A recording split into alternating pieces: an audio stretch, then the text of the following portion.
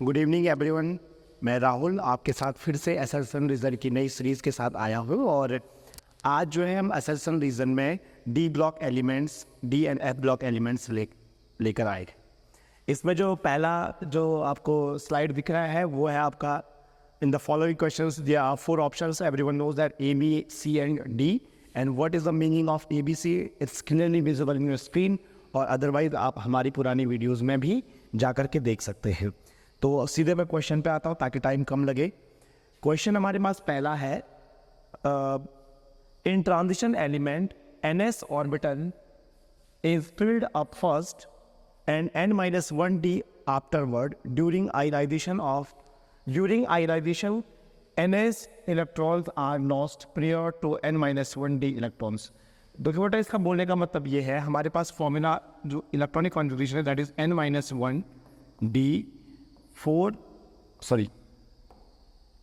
It is ns। तो ns2 ये हमारे पास फॉर्मूला है। ये कह रहा है पहले इलेक्ट्रॉन जो है वो यहाँ से निकलेंगे, उसके बाद यहाँ से निकलेंगे, और भरा जो जाता है वो सबसे पहले आपका S में भरा जाता है और फिर आपके D में भरा जाता है।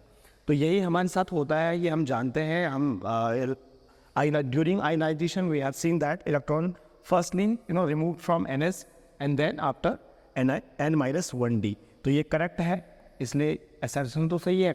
जरा रीज़न देख लेते हैं। The effective nuclear charge felt by n-1d electrons is higher as compared to that by ns electron. तो ये कह रहा है जो इफेक्टिव न्यूक्लियर चार्ज है वो n-1d का हाई होता है एज कम्पेयर टू ns। और बेटा करेक्ट यही है आपका रीज़न, इसीलिए जो है क्योंकि न्यूक्लियर चार्ज हाई होता है तो इलेक्ट्रॉन आसानी से रिमूव नहीं होता है, और क्योंकि जो ns ऑर्बिटल होता है उस पर कंपैरेटिवली इफेक्टिव न्यूक्लियर चार्ज लो होता है तो इलेक्ट्रॉन आसानी से निकल जाते हैं। That means it is also correct. Assertion and reason both are correct. So and the reason is correct explanation of assertion. So this is the answer A. A is the answer. Okay. Now the second question. Zinc, cadmium and mercury cannot be regarded as transition element. बिल्कुल बेटा, सब लोगों को पता है, हम इनको क्या नहीं बोलते हैं, ट्रांजिशन एलिमेंट नहीं बोलते हैं। और उसका रीज़न है कि ये जो होता है इनका डी जो सबशेल है वो जो डी ऑर्बिटल है वो कम्प्लीटली फिल्ड रहता है, और इस वजह से जो है हम इसको ट्रांजिशन एलिमेंट नहीं बोलते हैं। तो ये स्टेटमेंट तो करेक्ट है। These elements do not belongs to the D block of the periodic table. तो ये गलत है बेटा, ये डी ब्लॉक में ही आपका आता है, बट क्योंकि इसका जो डी सबशेल है वो कम्प्लीटली फिल्ड होता है, इस वजह से हम इसको जो है ट्रांजिशन एलिमेंट नहीं कहते। तो ये गलत बोल रहा है, इसमें असर्शन सही है और रीज़न गलत है। That means the answer is C. तो इसका आंसर सी होगा। Next question we have, manganese show the highest oxidation state of +7 in 3D series. बिल्कुल सही है बेटा, हाइएस्ट मैग्नीशियम ही शो करता है +7 ऑक्सीडेशन स्टेट। जैसे आपके पास KMnO4 है, पोटेशियम पर मैग्नेट। ये क्वेश्चन कई बार आता है कि पोटेशियम पर मैग्नेट में जो ऑक्सीडेशन स्टेट ऑफ मैग्नीज है वो क्या है, तो वो +7 ही होती है और ये हाईएस्ट होती है। रीज़न कह रहा है transition metals show variable oxidation state. ये भी बिल्कुल सही है। It is the one of the characteristic property of D block elements that they show variable oxidation state. But इसका मतलब ये नहीं है कि +7 इस वजह से होती है, ठीक है। तो इसलिए जो है आपका दोनों सही है, लेकिन assertion reason both are correct, but the reason is not correct explanation of assertion. So the answer will be B. इसका आंसर B होगा। नेक्स्ट क्वेश्चन है आपके पास, transition metals have low melting point. बिल्कुल गलत। Transition metals are actual the metals जिनकी property हम छोटी क्लासेस से पढ़ के आ रहे हैं कि metal have high density, metals have high densities, metals have high melting and boiling points. तो ये तो बिल्कुल गलत है, इनके बहुत हाई होते हैं। तो अब हमें रीज़न जानने की भी ज़रूरत नहीं है, क्योंकि हमें पता है जब आपका असर्शन गलत होता है इन दैट केस हमारा आंसर डी होता है, ठीक है। तो फिर भी रीज़न देख लेते हैं। The involvement of greater number of n-1d and ns electrons in the interatomic metallic bonding तो ये तो करेक्ट है, ठीक है, तो इसलिए आपका आंसर जो होगा वो आपका डी हो जाएगा, ठीक है। The next question we have among copper 2+ and copper ions the more stable ion is copper 2+। तो ये बिल्कुल सही है, Cu2+ हमारा ज़्यादा स्टेबल होता है, ठीक है। रीजन देखेंगे, for determination of stability of ion its electrode potential is more important factor than the electronic configuration. तो ये पॉइंट बहुत ही ज़्यादा ज़रूरी है। जनरली क्या होता है, हम केवल इलेक्ट्रॉनिक कॉन्फ़िगरेशन के बेस पे ये डिसाइड नहीं कर सकते हैं कि कौन सी ऑक्सीडेशन स्टेट आपकी ज़्यादा स्टेबल है, क्योंकि अगर हम देखेंगे तो कॉपर 2+ जो होता है उसमें आपका 3D9 होता है और 4s0 होता है, बट कॉपर प्लस में 3D10 होता है, ठीक है।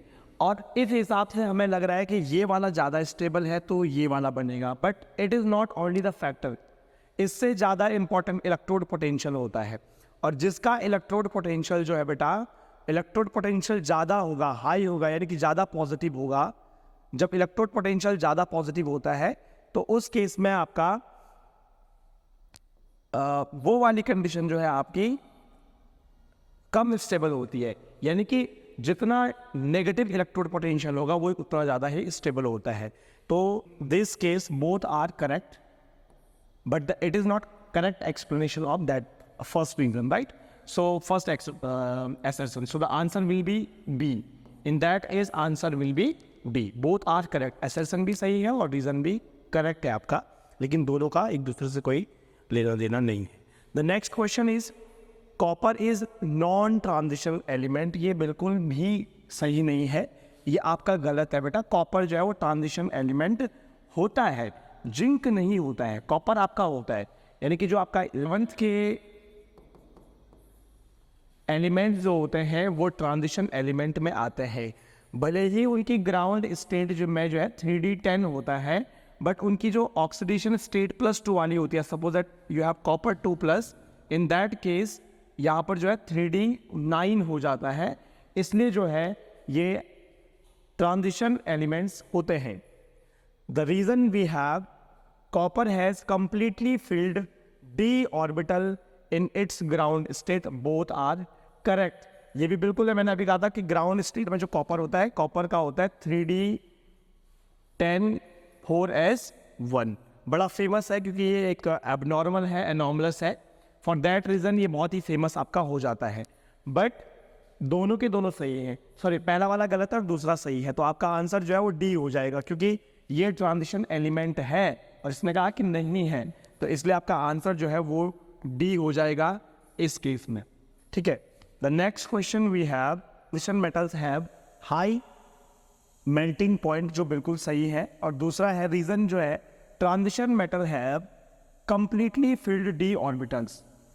तो कंप्लीटली फिल्ड नहीं होता है, हम इससे पहले भी डिस्कस कर चुके हैं, आपका इनकम्प्लीट होना चाहिए, तो ये गलत है और ये सही है। That means your answer is C, okay. The next question we have,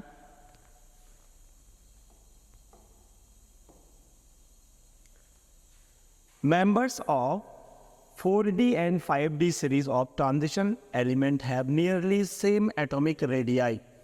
बेटा as we all know that कि जब हम नीचे जाते हैं ग्रुप में, तो नीचे जाने पर जो साइज होता है वो साइज इंक्रीज करता है। तो 3D का साइज छोटा होता है 4D से, लेकिन 4D और 5D का लगभग इक्वल होता है, लगभग we are not saying that कि करेक्ट एग्जैक्टली इक्वली होता है, but approximately the size of both series are same. So this is the correct, and the reason atomic and ionic radii for the transition element are smaller than their corresponding s block elements। ये भी correct कह रहा है, s से जो है छोटी होती है, क्योंकि जो है आगे जाने पे s से आगे जब आप जाओगे, यानी कि जो आपका पीरियोडिक टेबल है, पीरियोडिक टेबल में जब आप आगे के लिए मूव करते हैं तो साइज जो है वो आपका क्या करता है, डिक्रीज करता है, क्योंकि इफेक्टिव न्यूक्लियर चार्ज बढ़ता है, और इफेक्टिव न्यूक्लियर चार्ज बढ़ने की वजह से जो है उसका जो है साइज डिक्रीज हो जाता है। तो ये करेक्ट, इस हिसाब से एस का साइज सबसे बड़ा, फिर उसके बाद जो है डी का होगा एंड देन पी का होगा। ठीक है, तो ये दोनों सही हैं, लेकिन इसका इससे कोई लेना देना नहीं है। ठीक है, इसलिए जो है आपका आंसर हो जाएगा बी। तो B is correct answer. Okay, so हमारे पास जो है आज जो हमने कुछ क्वेश्चन लिए हैं, आई होप आपको वो समझ में आए होंगे।